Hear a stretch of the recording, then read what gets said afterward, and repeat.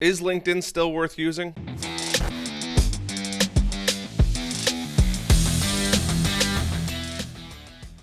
Hey, what is up, guys? It is Harrison Barron, the Millennial Entrepreneur, and like I just said, is LinkedIn still worth using? Now, you guys are probably familiar with a lot of the LinkedIn videos I've made in the past, but ultimately I wanted to cover, is LinkedIn still a good platform? So I'm going to share my thoughts, my opinions, basically everything that I've started to see going on LinkedIn. I do have some great news that I'm going to be sharing throughout this entire thing, but I would say that LinkedIn is finally taking the necessary steps required to start making it a better platform. So I want to share with you guys my thoughts, opinions. As you guys know, I have quite a bit of experience on LinkedIn and closing a lot of business on LinkedIn. So let me share my screen here. I'm going to just go over some of the new things, some of the old things, and ultimately where I think the company is really headed overall. So first things first, obviously you're going to jump in here, you're going to have your home page. Now, one of the things that you're going to start to see on your home page that's going to be a little different than you would normally see is actually going to be your new write article, job, and then there was always video and photo. Now, videos are still limited to 10 minutes as far as I'm aware of. Some of the things that I don't see that I would absolutely love to see is actually they're making a completely different mobile experience here. And I'm just pulling up my cell phone.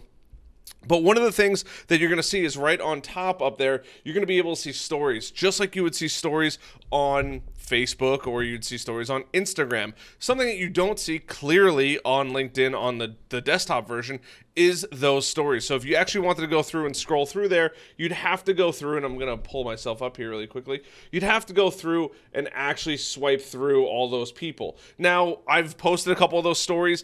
Honestly, the response, the views have been overwhelmingly depressing. When I say that, I mean I have a couple thousand connections and I posted a couple stories and it only got seen by 10 or 15 or 20 people at max. Now, yes, those 20 people that's a good thing, but I have a couple thousand connections.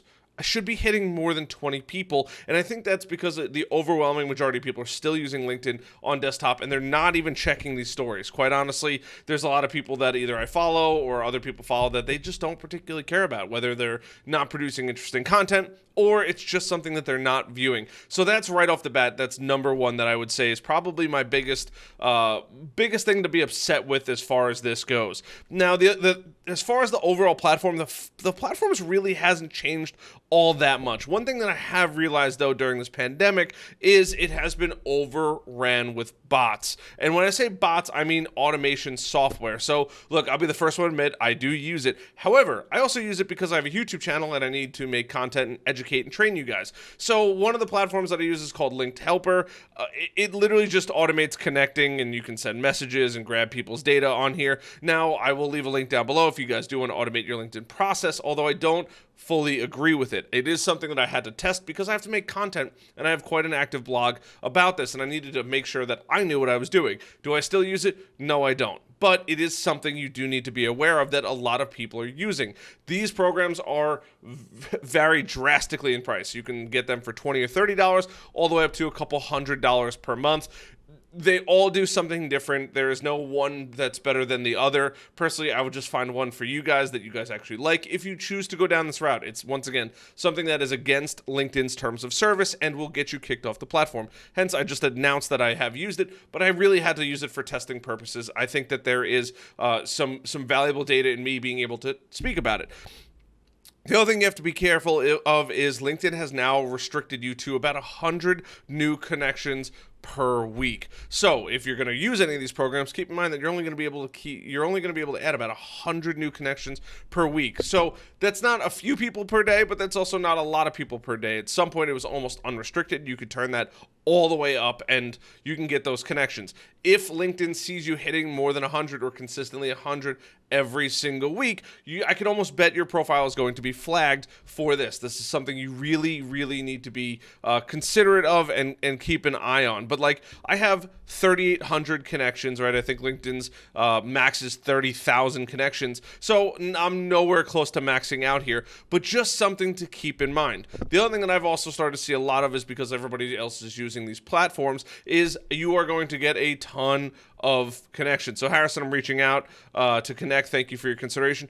I'd be willing to bet that that is somebody else who is just sending a message over and over and over again. Where Cynthia Coleman, I firmly believe, might not actually be doing that, but then again, she could just be targeting marketers and that kind of idea. Now, this guy, Matt Vartan, I don't exactly know who he is, but just keep in mind that this is flooding the internet as far as LinkedIn goes of just people using these automation platforms. So those are some of the things that I've started to see that I really like. There's some areas that I don't particularly still love about it. So if I go to my profile here, this is basically this is how your profile looks. Now you could start to add different areas in here. So you have former names, which is pretty new.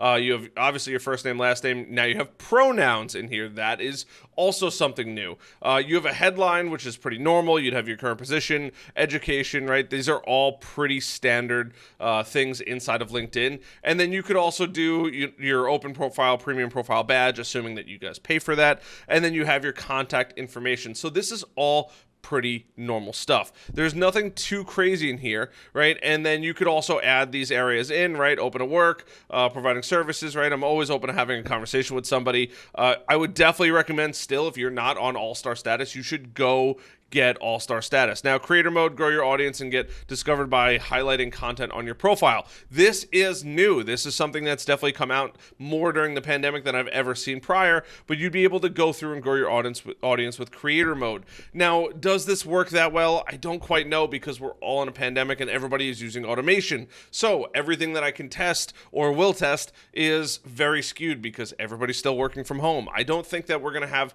actual good data and good science or better yet, good A/B testing on anything that's going on LinkedIn for literally another year. I think in another year, when everybody's fully back in office for the most part, I think we're going to be able to start seeing way more good information to see what's actually going to work, what's not going to work. But they've added quite a few little areas in here. So you have My Network, right? They're still wanting you to go visit this area. These were never recommended previously. It used to just say your dashboard, all-star status, and then just some information right here, right? A little depressed that my article didn't do as good as I would have liked to see it do, but start creating content, right? I mean, 5 likes, 2 comments.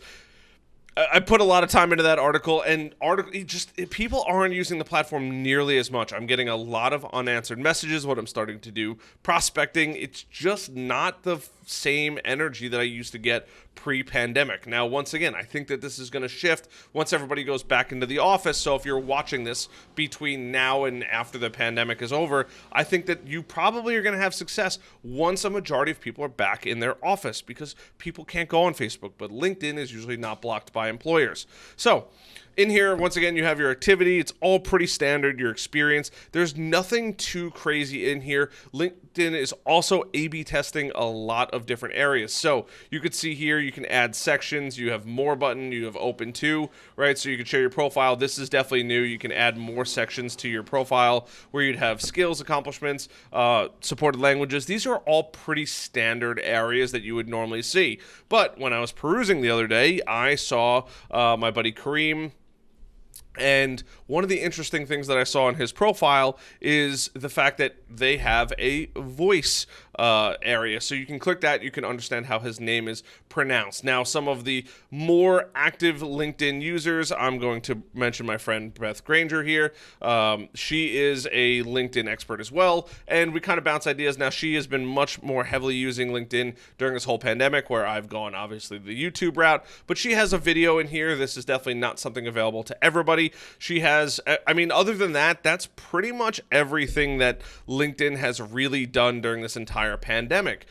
That's just it. I mean, as far as the overall platform goes, we're starting to see a lot more personal content, a lot less business content related on this. I mean, that's just kind of how it's been going.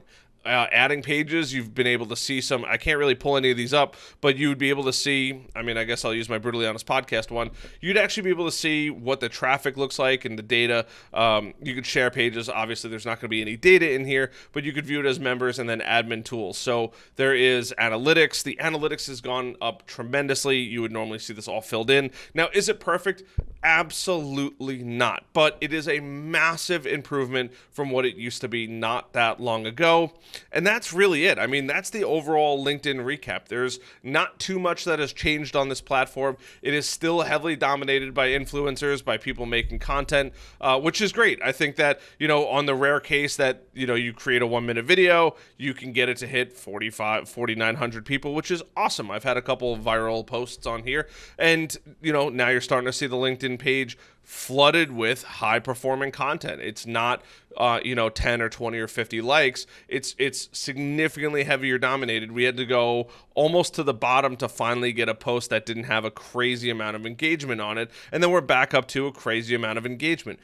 So I mean, I know this guy Greg, right? And this is kind of insane to me if you really think about it. 10 comments, that's it. 10 likes. I mean, that's kind of wild. That used to never be the case. If you had 10 likes, it would snowball into 20 or 30 or 40 likes. It was rare that you stopped at 10 and only 10 comments. So this is kind of weird. They're starting to really push heavy growth as far as what's interesting, right? Wow, beautiful to watch, right? This has no relation at all to business, but this is where the platform is going. So I encourage you guys all to keep it very business related, but other than that, it is a great platform nonetheless. I mean, you'll see here, it's a lot of non-business related stuff. Believe in yourself, right? I love that kind of stuff, but it's not business related, right? These are all pretty candid videos that you're going to normally see on social media when you're perusing social media. But that's it. I mean, your notifications are pretty much the same. There's nothing too crazy there. Your messaging is going to be the same.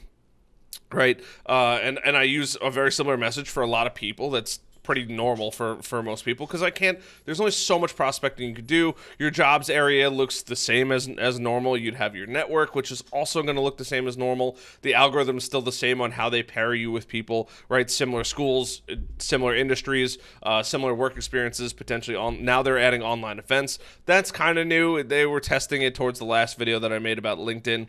But that's really it for the most part. There's really hasn't been any major overhauls of the platform otherwise. Now, the mobile app is getting better. I will definitely say that. Once again, like I said, those little stories up top is going to be huge for people to use. But that's really it. There's nothing earth-shattering, mind-blowing about any of this. So I hope this video helps. I hope you guys enjoyed this video. I hope you guys learned something. Other than that, I mean, I encourage you guys to go check out the platform. Once again, I'm not going to show you guys my LinkedIn automation software, but I will leave a link down below if you guys choose to go grab it. It's totally on you. If you go get it, be careful. I will say, though, that LinkedIn automation software, there is some really good benefits to it. You can start to scrape people's information. You can start to group people. You can pull some contacts. It will make your life a bit easier other than just adding tons and tons and tons of contacts. So I hope this video helps. Hope you guys enjoyed this one. Leave a comment down below if you guys have questions about LinkedIn, anything going forward. Would love to help you guys out. Other than that, bye.